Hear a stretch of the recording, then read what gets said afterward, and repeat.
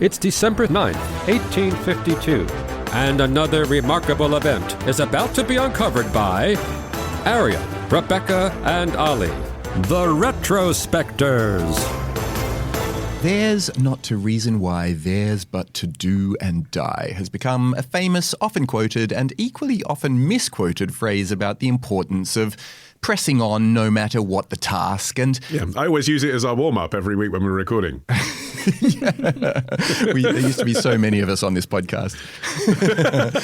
Pickups to the left of them, pickups to the right of them.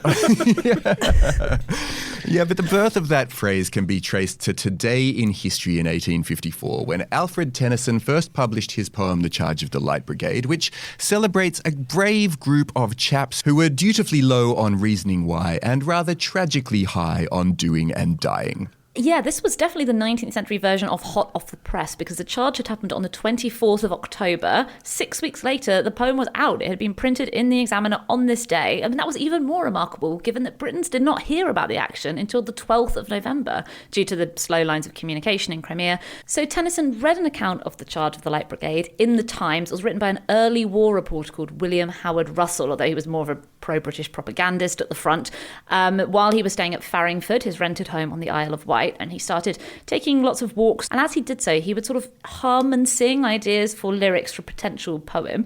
And according to his grandson Charles, when he finally sat down to start writing on the 2nd of December, he dashed the first draft off within minutes, posted it off to London, and a week later it was in print. Yes, although actually on this initial day of publication, his full name wasn't written next to it, which is kind of bizarre given that he was the poet laureate, and this was kind of his job, was to document events of national import. But it was just published under the initials A.T. rather than Alfred Tennyson, maybe because he sort of felt a bit like he'd tossed it off. You know, it was a bit corny, you know, this idea of let's write a poem in the rhythm of the army charging. It's sort of like the kind of thing I should do, and I've been moved by reading this war report, and I'm good because I'm Tennyson, so I'll do it. But this isn't in memoriam. Do you know what I mean? This is like just a thing that I've done. And then weirdly, this went on to become the poem that basically everyone around the world, or at least in the English-speaking world that used to be the Empire, pretty much knows by rote. And I think the reason for that is partly that very simple, compelling rhythm that you get in the Charge of the Light Brigade that even literally a child can understand, so it gets taught at school. And partly that thing you alluded to of it being so close to the event, kind of pre-echoing World War I poetry in that sense. Here's a thing that's happening now, and I'm going to write about the tragedy of it. You know, Jabberwocky doesn't do that, does it? This is kind of like the first poem where it feels like you're taking a tragedy in real time and turning it into a really famous bit of verse. Yeah, and it really was a tragedy, the Battle of Balaclava. It was a particular skirmish that was during the Crimean War, which was a clash between the British, French and Ottoman allies against the Russian Empire. And the battle occurred near the Black Sea port of Balaclava, which was a crucial supply base for the British.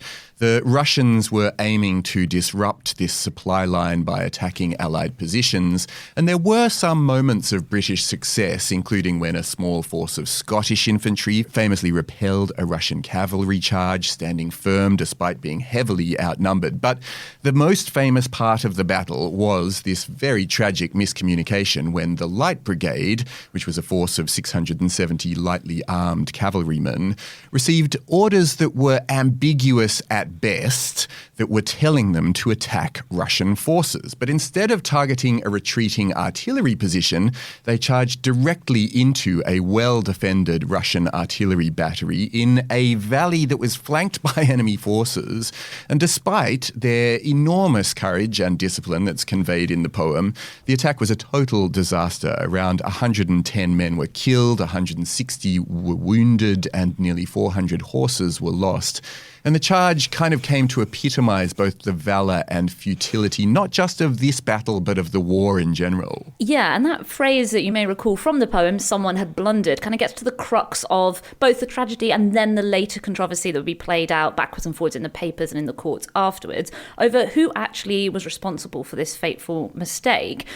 So what had happened was an order was issued from Lord Raglan, who was the Commander-in-Chief, to the Earl of Lucan, who was in charge of the cavalry, both the light and the heavy brigade. And it said, Lord Raglan wishes the cavalry to advance rapidly to the front, follow the enemy, and try to prevent the enemy carrying away the guns.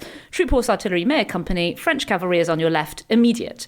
Now, that's not that ambiguous, is it, at that point? It doesn't, well, and it certainly didn't seem that way to Lord Raglan, because he was at a higher vantage point where he could see the whole battlefield, and he could see Sorry, I something didn't mean to relitigate the charge of the Light Brigade. I'm just saying, so far I'm on Team Raglan. Yes. Well, yes. And he could, from where he was, he could see something that Lucan couldn't. He could see that Russian troops were attempting to move captured French guns from one of the outposts on one of the sides of the valley.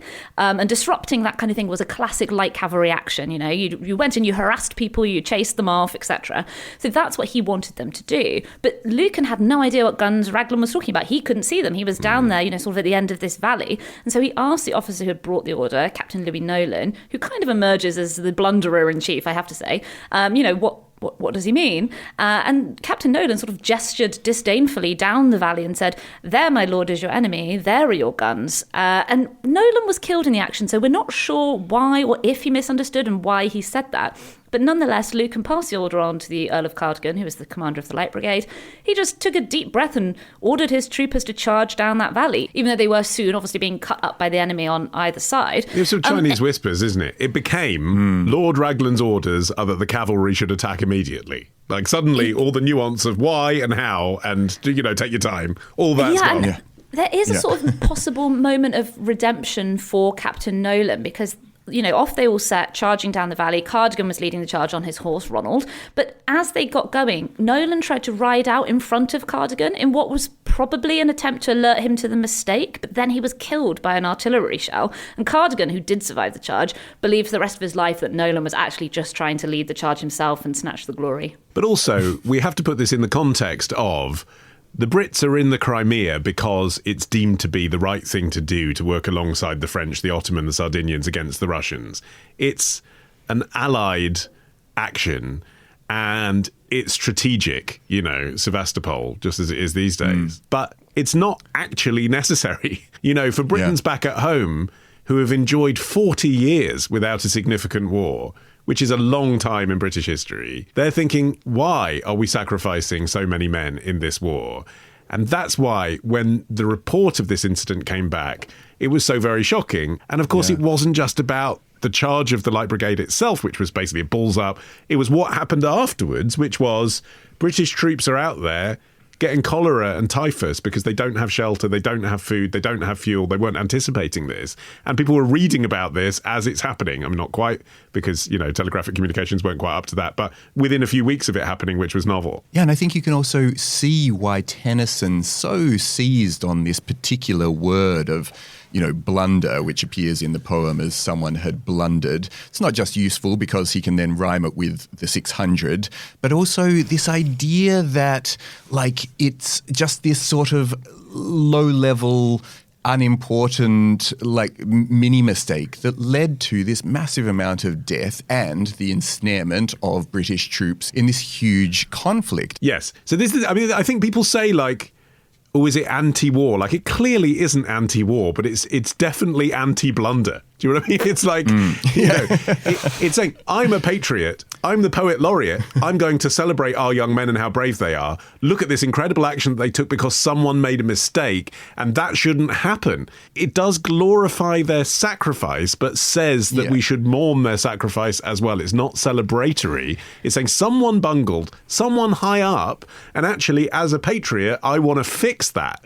I'm not going to say that everyone in the upper classes of the army is great because a mistake happened here, but let's still honour the way that Britons died, even despite this mistake having been made. Yeah, and it's strange. We keep coming back to this word blundered, but that proved incredibly controversial, not politically or militarily, but literarily, because the charge of the Light Brigade that appeared under his own name in his next full-on published poetry collection, Maud and Other Poems, was a revised text, and it missed out that line. Someone had blundered, the most famous part possibly of the poem, because literary critics had been snobby about the fact that he used it to rhyme with 100. They thought that was a bit gross and tacky.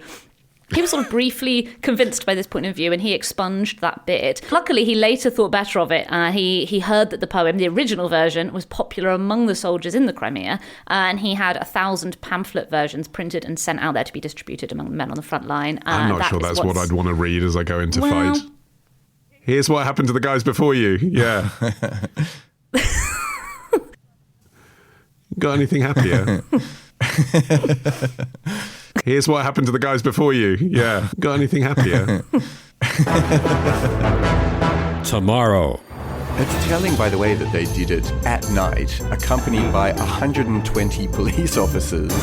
Ditch the ads and get a Sunday episode when you join Club Retrospectors. Patreon.com/retrospectors.